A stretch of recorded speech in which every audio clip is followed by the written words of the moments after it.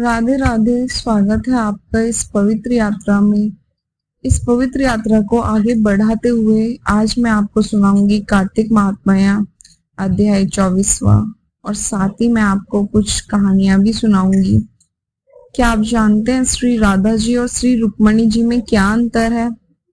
तो चलिए आज आप जानिए कि श्री राधा जी में और रुक्मणी जी में क्या अंतर है।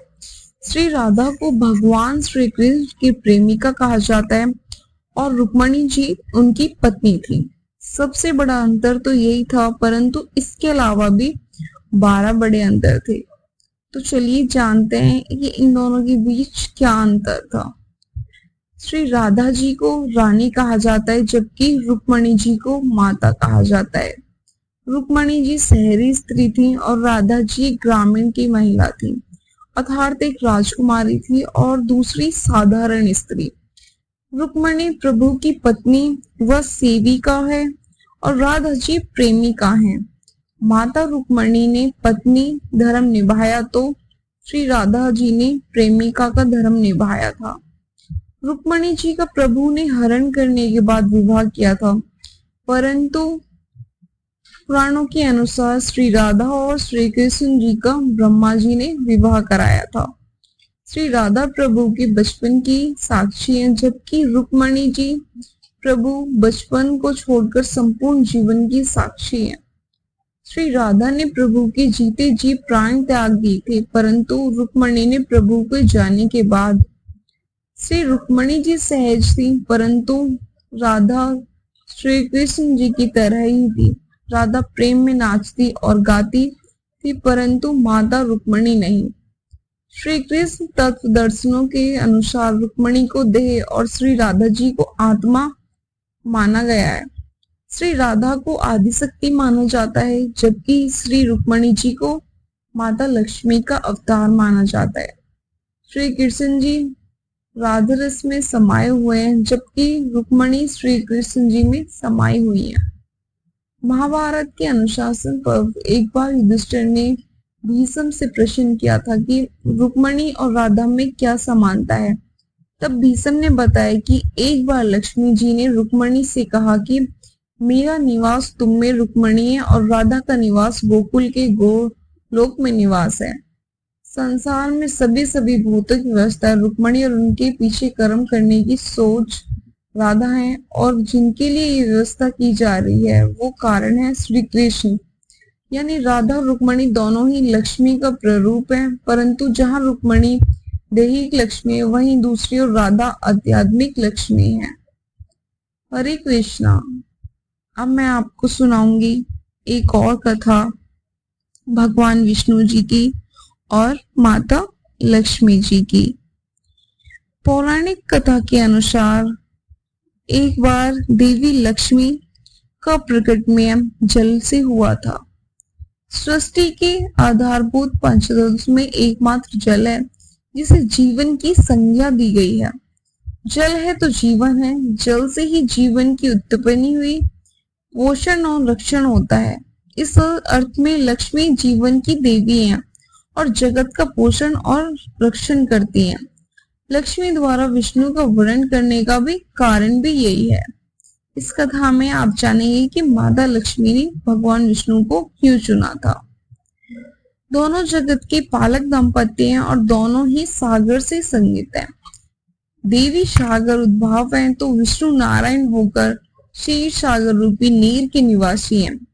इस प्रकार दोनों जल रूपी जीवन से जुड़कर प्राणी मात्र को जीवन ज्योति से जगमगा करते हैं।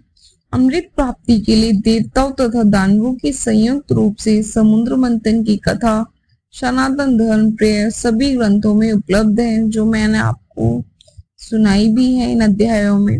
इसी मंथन में अमृत सहित निकले कुल 14 रत्नों में से एक थी लक्ष्मी जी, जिनके प्रकट में की सबसे सुंदर व सरस कथा विष्णु भक्ति को समर्पित श्रीमद् भागवत पुराण में कही गई है।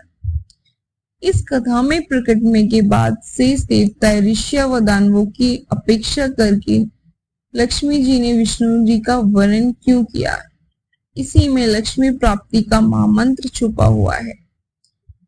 जल है, जीवन है और ऐश्वर्य का स्रोत है। भागवत के 8वें स्कंद की कथा के अनुसार समुद्र मंथन में सबसे पहले हलाहल विष निकला और अंत में अमृत। संकेत है इस कार्य में अंतिम लक्ष्य की प्राप्ति से पहले प्रभाव में असफलता का विष ही मिलता है। यदि व्यक्ति इससे विचलित न होकर अपने प्रयत्न जारी रखे तो अपेक्षित लक्ष्य से पहले छोटी छोटी सफलताओं के रत्न सहज ही मिलने लगते हैं। इसी अर्थ में विष के बाद क्रमश कामधेनु, उच्च श्रवया, ऐरावत हाथी, कौस्तुभमणि, कल्पवृक्ष और अप्सराएं निकली। ये प्रतीक है जल ही समस्त कामनाओं की पूर्ति करता है। कामधेनु और कल्पवृक्ष इसी के उदाहरण हैं। जीवन की गति और जीवन का वैभव भी जल से है। अश्व और गज का प्रकट में इसी के प्रतीक है। अब पदार्थ जल के रस से निमृत होने के कारण ही अप्सराओं का सौंदर्य अनुपम है। इसलिए ही कि जल से ही जगत की सुंदरता है।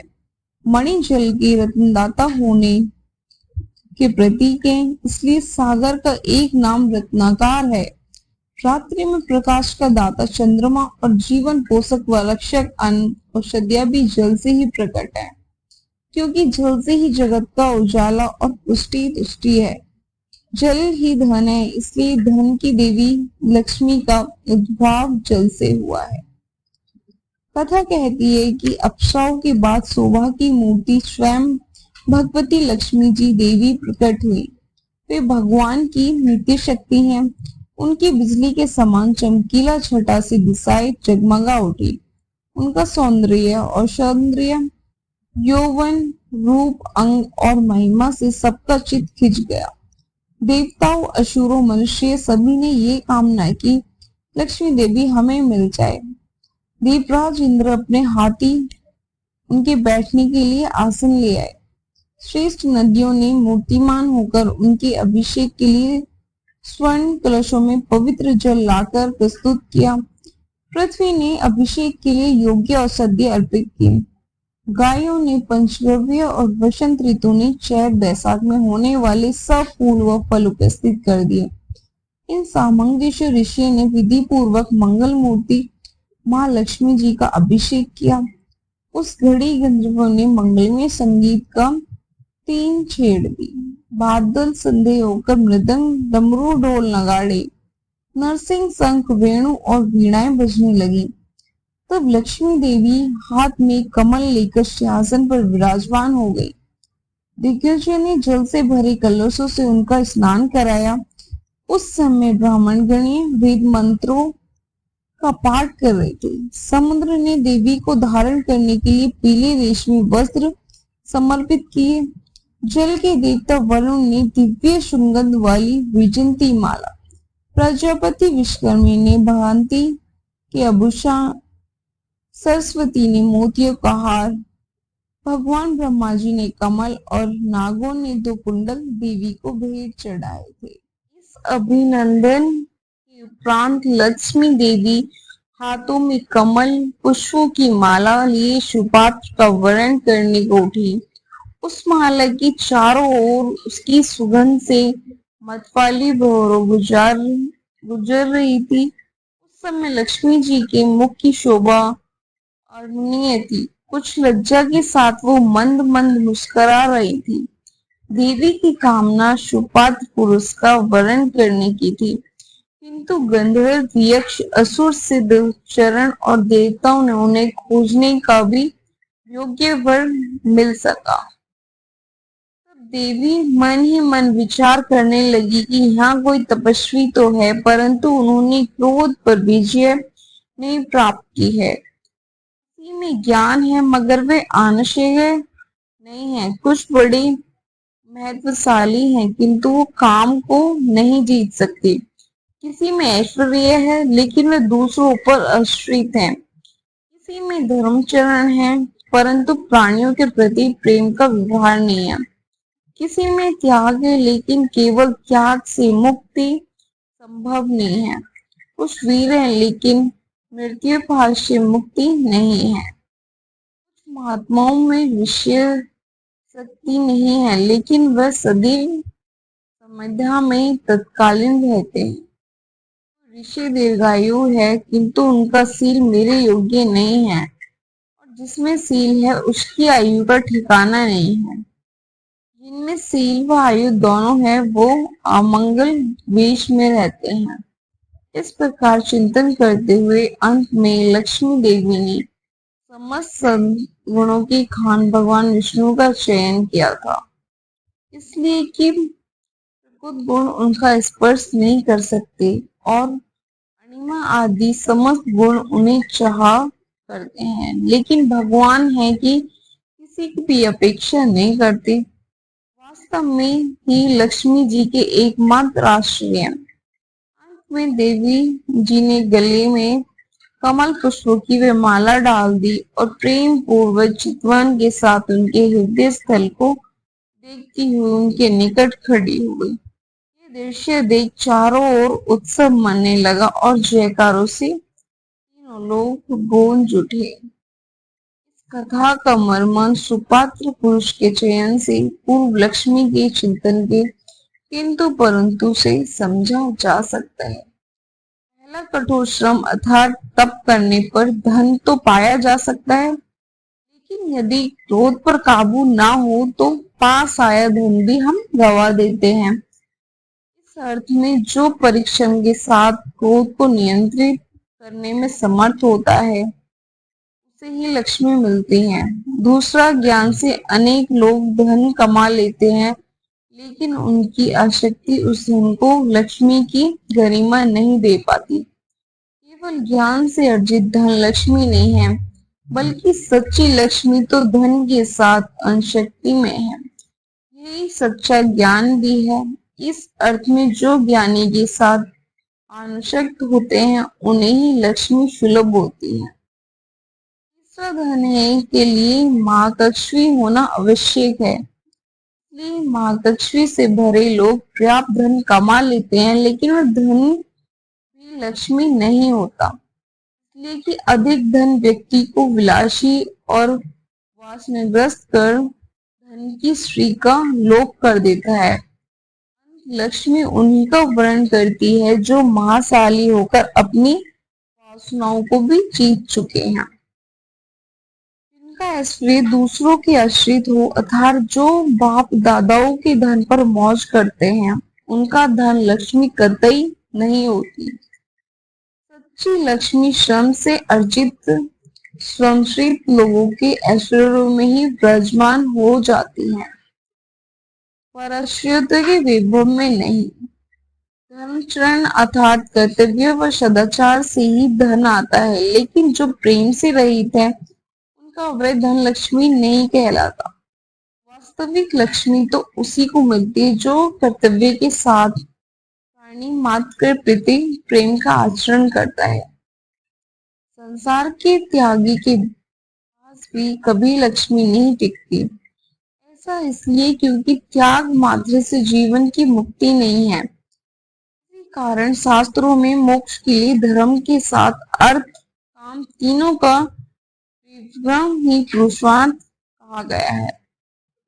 दीर्घायु का आश्रय स्वस्थ से है। स्वस्थ व्यक्ति ही धन कमा पाता है, लेकिन वह धन तभी लक्ष्मी की गौरव को प्राप्त होता है जब सील अर्थात सदचरित्र से संपन्न हो, जिसमें स्वस्थ और सील के साथ मंगल वेश और महत्व दिया गया है। उसका आशय है कि जो सुव्यवस्थित नहीं रहते लक्ष्मी उन्हें कभी नहीं मिलती।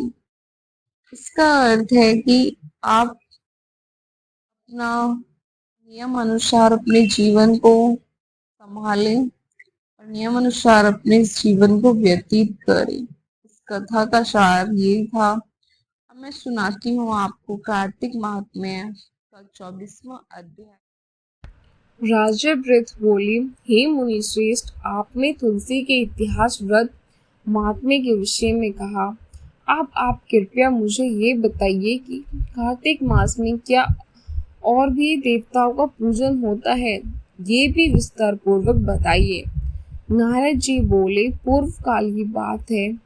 शत पर्वत पर करविक्रम में धर्मदैत्य नामक विख्यात कोई धर्मयज्ञ ब्राह्मण रहते थे। एक दिन कार्तिकेय में मास में भगवान विष्णु के समीप जागरण करने के लिए वे भगवान के मंदिर की ओर चले। उस समय एक पहर रात बाकी थी। भगवान की पूजन की सामग्री साथ लिए जाते हुए ब्राह्मण ने मार्ग में देखा कि एक भयंकर राक्षसी आ रही है। उसका शरीर नंगा और मांस रहित था। उसके बड़े बड़े दांत, लपटी हुई जीभ और लाल नेत्र देखकर ब्राह्मण भय से थर उठा। उसका सारा शरीर कांपने लगा। उन्होंने साहस करके पूजा की सामग्री तथा जल से ही उस राक्षसी के ऊपर प्रहार किया। उन्होंने हरि नाम का स्मरण करके तुलसी दल मिश्रित जल से उसको मारा था, इसलिए उसका सारा पातक नष्ट हो गया। अब उसे अपने पूर्व जन्म के कर्मों के परिणाम स्वरूप प्राप्त हुए दुर्दशा का स्मरण हो गया। उसने ब्राह्मण को दंडवत प्रणाम करके इस प्रकार कहा, ब्राह्मण, मैं पूर्व जन्म के कर्मों के फल से इस दशा को पहुंची हूँ। अब मुझे किस प्रकार उत्तम गति प्राप्त होगी। धर्मदत्त ने उसे इस प्रकार प्रणाम करते हुए देखकर आश्चर्यचकित हुए और पूछा, किस कर्म के फल से तुम इस दशा को पहुंची हो? कहाँ की रहने वाली हो? तुम्हारा नाम क्या है और आचार व्यवहार कैसा है? ये सारी बात मुझे बताओ। उस राक्षसी का नाम कलहा था। कलहा बोली, ब्राह्मण, मैंने पूर्व जन्म की बात है। सौराष्ट्र नगर में भिक्षु नामक एक ब्राह्मण रहते थे। मैं उनकी पत्नी थी। मेरा नाम कलहा था और मैं बड़े क्रूर स्वभाव की स्त्री थी। मैंने वचन से भी कभी अपने पति का भला नहीं किया, उन्हें कभी मीठा भोजन नहीं परोसा, सदा अपने स्वामी को धोखा ही देती रही। मुझे कलहा विशेष प्रिय था, इसलिए मेरे पति का मन मुझसे सदा उद्विग्न रहा करता था। अंतोगत उन्होंने दूसरी स्त्री से विवाह करने का निश्चय कर लिया। तब मैंने विष खाकर अपने प्राण त्याग दिए। फिर यमराज के दूत आए और मुझे बांधकर पीटते हुए यमलोक में ले गए। वहाँ यमराज ने मुझे देखकर चित्रगुप्त से पूछा, चित्रगुप्त, देखो सही इसने अब कैसे कर्म किए हैं। जैसा इसका कर्म हो उसके अनुसार ये शुभ या अशुभ प्राप्त करे। चित्रगुप्त ने कहा, इसका किया हुआ कोई भी शुभ कर्म नहीं है। ये स्वयं मिठाइयाँ उड़ाती थी और अपने स्वामी को उसमें से कुछ भी नहीं देती थी। इसने सदा अपने स्वामी की द्वेष किया है, इसलिए ये क्षमागृही होकर रहे तथा सदा कलह में इसकी प्रवृत्ति रही है। इसलिए ये विष्टाभोजी सुक्री की योनि में रहे। जिस बर्तन में भोजन बनाया जाता है उसी में ये सदा अकेली खाया करती थी। अंत उसके दोष से यह अपनी ही संतान का अपहरण करने वाली बिल्ली हो। इसने अपने पति को निमित्त बनाकर अधर्मार्ग किया, इसलिए ये अत्यंत निंदनीय स्त्री प्रेत के शरीर में भी कुछ काल तक अकेली ही रहे। इसे यमदूत द्वारा निर्जल प्रदेश में भेज देना चाहिए, वहाँ दीर्घकाल तक ये प्रेत के शरीर में निवास करे। इसके बाद ये पापिनी शेष 3 योनियों को भी उपयोग करेगी। कलहा ने कहा, विप्र, मैं अपनी पापनी कलहा हूँ। इस प्रेत शरीर में आए मुझे 500 वर्ष बीत चुके हैं। मैं सदैव भूख प्यास से पीड़ित रह करती हूँ। एक बनिए के शरीर में प्रवेश करके मैं दक्षिण देश में कृष्ण और वेणी के संगम तक पहुँची हूँ। ज्यों ही संगम तट पर पहुँची त्यों ही भगवान शिव और विष्णु के पार्षदियों ने मुझे बलपूर्वक बनिए के शरीर से दूर भगा दिया। तब से मैं भूख का कष्ट सहन करती हुई इधर उधर घूम रही हूँ। इतने में ही आपके ऊपर मेरी दृष्टि पड़ गई। आपके हाथ से तुलसी मिश्रित जल का संसर्ग पाकर मेरे सब पाप नष्ट हो गए। धीरेश्रेष्ठ, अब आप ही कोई उपाय कीजिए, बताइए मेरे शरीर से और भविष्य में होने वाली भयंकर 3 योनियों से मैं किस प्रकार मुक्त होंगी। कलहा का ये वचन सुनकर धर्मदत्त उसके पिछले कर्मों और वर्तमान अवस्था को देखते हुए बहुत दुखी हुआ। फिर उसने बहुत सोच विचार करने के बाद कहा, धर्मात्म्य जी के कथन की कथा का वर्णन 25वें अध्याय में किया गया है।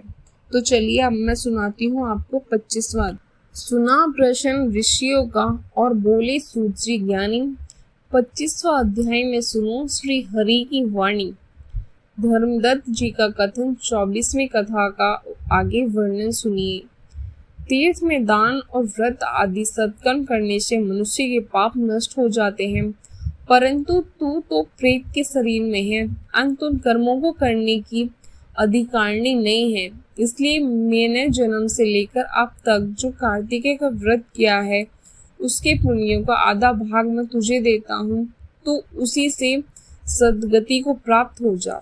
इस प्रकार कहकर धर्मदत्त ने द्वादश मंत्र का श्रवण करते हुए तुलसी मिश्रित जल से ज्यों ही उसका अभिषेक किया, त्यों ही वे प्रेत योनि से मुक्त हो प्रज्वलित अग्नि संख्या के समान तेजस्वी एवं द्वितीय रूप धारणी देवी हो गई और सौंदर्य में लक्ष्मी जी की समानता करने लगी। तदंतर उसने भूमि पर दंड की भांति गिरकर ब्राह्मण देवता को प्रणाम किया और हर्षित होकर गदगद वाणी में कहा, हे द्वितीय श्रेष्ठ, आपके प्रसाद से आज मैं इस नरक से छूटकर पा गई। मैं तो पाप के समुद्र में डूब रही थी और आपने मेरे लिए नौका के समान हो गए। वह इस प्रकार ब्राह्मण से कह ही रही थी कि आकाश से एक दिव्य विमान उतरता दिखाई दिया। वह अत्यंत प्रकाशनीय एवं विष्णु रूपधारी पार्षदों से युक्त था। विमान के द्वार पर खड़े हुए पुण्यशील और सुशील ने उस देवी को उठाकर श्रेष्ठ विमान पर चढ़ा लिया। तब धर्मदत्त ने बड़े आश्चर्य के साथ उस विमान को देखा और विष्णु रूपधारी पार्षदों को देखकर साष्टांग प्रणाम किया। पुण्यशील और सुशील ने प्रणाम करने वाले ब्राह्मण को उठाया और उसकी सराहना करते हुए कहा, हे विद्याश्रेष्ठ, तुम्हें साधुवाद है, क्योंकि तुम सदैव भगवान विष्णु के भजन में तत्पर रहते हो, तीनों पर दया करते हो, सर्वज्ञ हो तथा भगवान विष्णु के व्रत का पालन करते हो। तुमने बचपन से लेकर अब तक जो कार्तिक व्रत का अनुष्ठान किया है, उसके आधे भाग का दान देने से तुम्हें दून पुण्य प्राप्त हुआ है और सैकड़ों जन्मों के पाप नष्ट हो गए हैं। अब इस वैकुंठ धाम में ले जा रही हूँ। तुम भी इस जन्म के अंत में अपनी दोनों स्त्रियों के साथ भगवान विष्णु के वैकुंठ धाम में जाओगे और मुक्ति प्राप्त करोगे। धर्मदत्तियों, जिन्होंने तुम्हारे समान भक्ति पूर्वक भगवान विष्णु की आराधना की है, वे धन्य और कृत्य हैं। इस संसार में उन्हीं का जन्म सफल है। भली भांति आराधना करने पर भगवान विष्णु देहधारी प्राणियों को क्यों नहीं देते हैं। उन्होंने ही उत्तमपाद के पुत्र को पूर्व काल में ध्रुव पद पर स्थापित किया था। उनके नामों का स्मरण करने मात्र से समस्त जीव सद्गति को प्राप्त होते हैं। पूर्व काल में ग्रहग्रस्त गर्जा उन्हीं के नामों का स्मरण करने से मुक्त हुआ करता है। तुमने जन्म से लेकर जो भगवान विष्णु के संतुष्ट करने वाले कार्तिक व्रत का अनुष्ठान किया है, उससे बढ़कर ना ये यज्ञ है, ना दान है और ना ही तीर्थ है। विप्रेत, तुम धन्य हो, क्योंकि तुमने जगतगुरु भगवान विष्णु को प्रसन्न करने वाले कार्तिक व्रत किए हैं, जिससे आधे भाग के फल को पाकर ये स्त्री हमारे साथ भगवान लोक में जा रही है। धन्यवाद। अगर आपको मेरी वीडियो अच्छी लगी हो तो लाइक जरूर करना और साथ ही चैनल को भी सब्सक्राइब कर लेना।